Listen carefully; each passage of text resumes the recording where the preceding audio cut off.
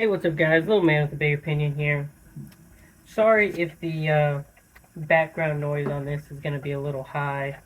Uh, you know, I am washing baby bottles, specifically 5 of them.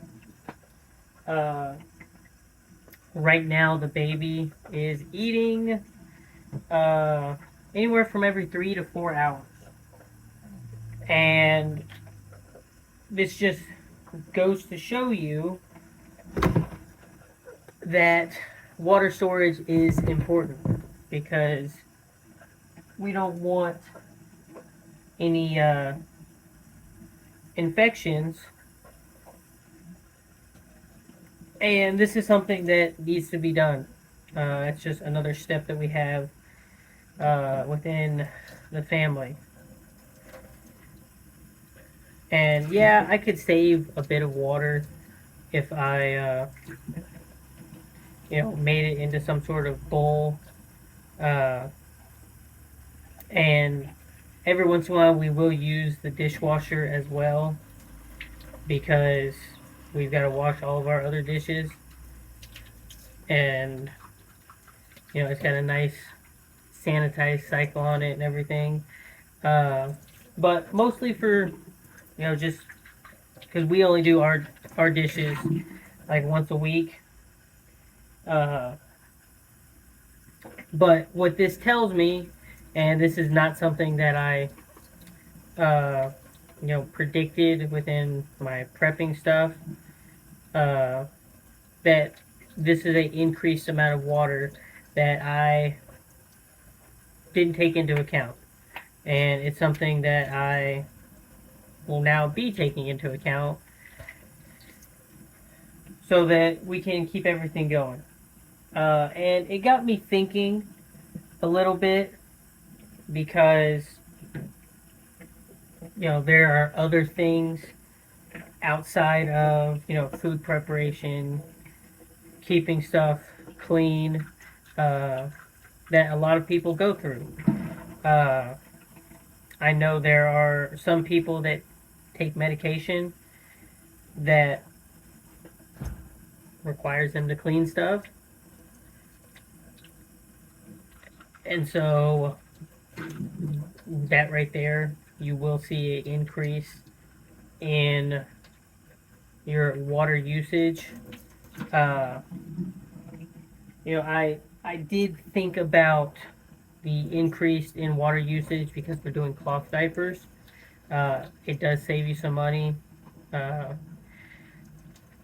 and when we take the little pad out that absorbs most of you know the waste, it's one of those things that we rinse them off with a hose attachment next to the sink or next to the toilet. And so that's an increased amount of water that if something were to go down, we still need to clean the things that keep him with a clean bottom. So if you are getting into prepping and these are things that you're thinking about, then I'm glad I'm here to help you out with it. Uh, but just in general, the water storage.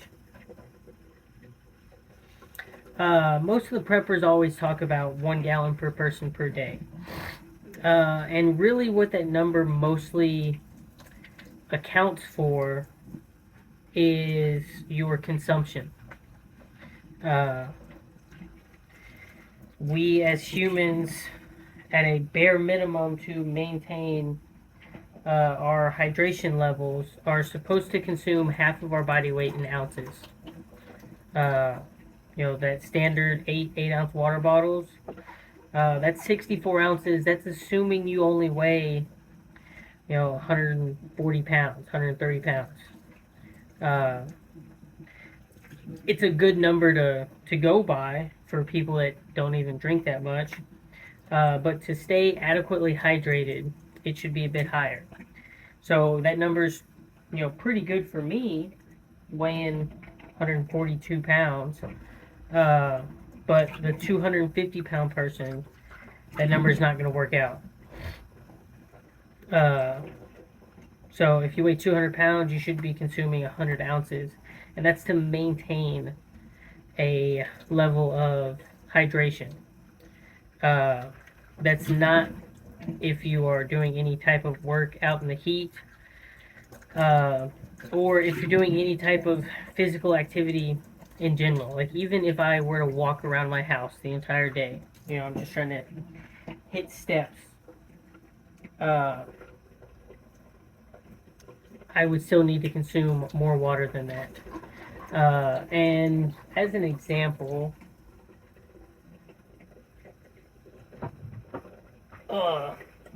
this is a 32-ounce water bottle. So I need to drink about 2 of these a day, or about half a gallon of water. You're in that 200-pound range, and you're drinking about 3 of those a day. But I can also say, working at a Boy Scout camp over the summer, there were several days where I was consuming a gallon to 2 gallons of water, and at mealtime I was drinking 2 cups of Powerade to get the electrolytes and stuff from it. And it was more like drinking one of those water bottles every hour, and that's because you're out in 100+ degree heat for 10+ hours of the day. So I mean, it's a good number to shoot by. I think all preppers should strive for as much water storage as they can. And then it's also really important just to know where your water sources are. Because you never know when things are going to come back online that you can, just turn your sink on and produce water. How long do you suspect you are going to be without water? And FEMA says 72 hours. Great FEMA. Their numbers go off of reestablishing some form of civilization,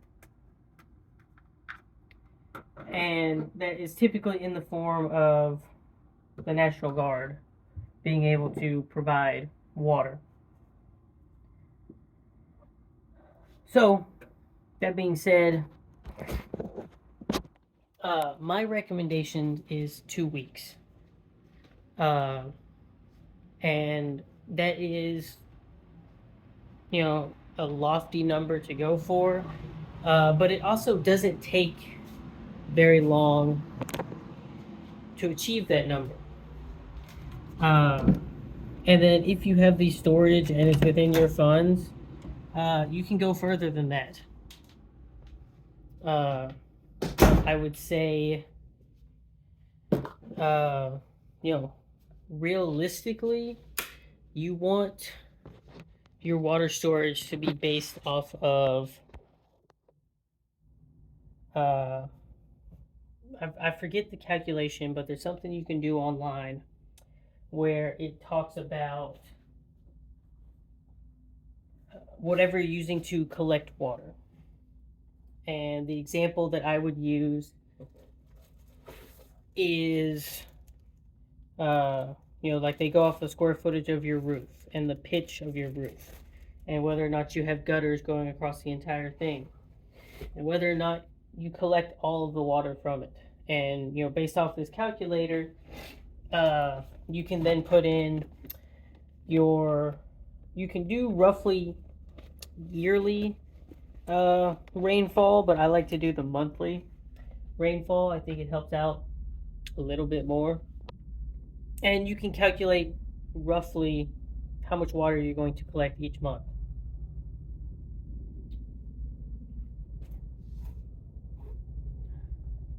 And in doing so, what you can determine is, okay, well then you do the calculation of how much water will we consume in a month. And based off of that, that's how you determine the size of your system. So let's say you consume 20 gallons of water a day, which that means you're probably not showering every single day. Uh, and so you times that, that's 600 gallons in a month. And, I'm just using random numbers for random numbers' sake. Uh, but if your rainfall is right at 600 gallons a month, roughly, then your system should be 1,200 gallons. It should be 1,200 gallons, and you will spend money to fill part of it up. Or you'll try to be fruitful and like you're creating a backup for a backup. Like you always know your system's going to produce some water, but you're also preparing yourself for uh, the inevitable drought that you're going to go through. You prepare your system for an increased usage, for whatever reason. Maybe someone's gotten sick, and so you are uh, washing stuff more often than you typically do. Uh, and you keep going from there.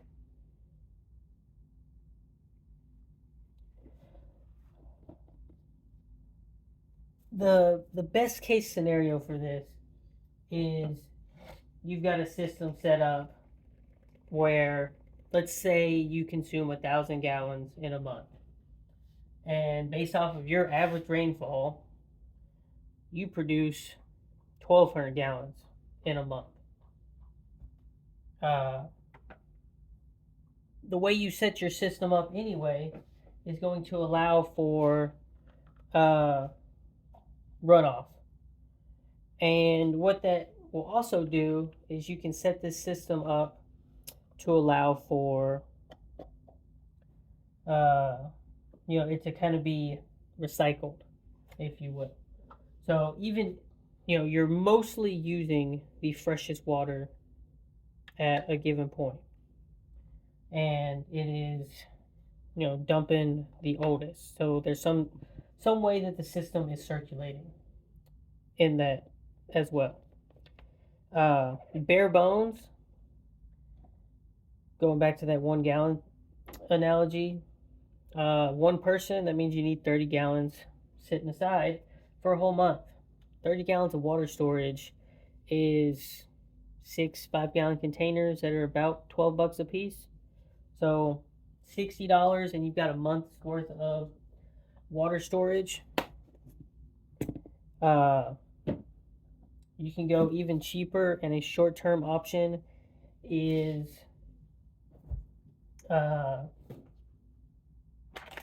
2-liter bottles.